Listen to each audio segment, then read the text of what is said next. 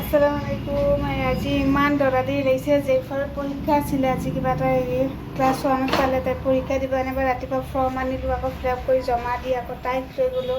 সপ্তাহে যেতিয়া পৰীক্ষা দি উঠিব লগা বুলি ক'লে সেনেকৈ তাইক উঠাই লৈ গ'লোঁ। আহি পেলাই দেৰি হৈছে, 2টা বাজি গ'ল। এইফালে মই বেঙেনা আছে, বেঙেনা আনি ফ্ৰাই কৰিছোঁ। তাৰপিছত এইফালে কণীৰ ভুজি কৰিছোঁ, পিঁয়াজ চিয়াজ দি পেলাই। ভাতটো বাঢ়িটো ভোক লাগিছে বুলি কৈ আছে। বেঙেনা ফ্ৰাইখিনিও কৰিলোঁ। এতিয়া 2টা বাজি গ'ল। আহি পেলাই জেফাৰ গা পা ধুৱাই পেলাই লৈ গৈছিলোঁ। তাৰপিছত তাই আহোঁতে কিবা বাহিৰত খাই আহিলে। তাৰপিছত আমি এতিয়া ভাতটো খাব লৈছোঁ। চব এইবিলাক গৰম চাউল বিছনা ভাত চাত চব লৈ গ'লোঁ। এইফালে ৰেডি কৰিছোঁ।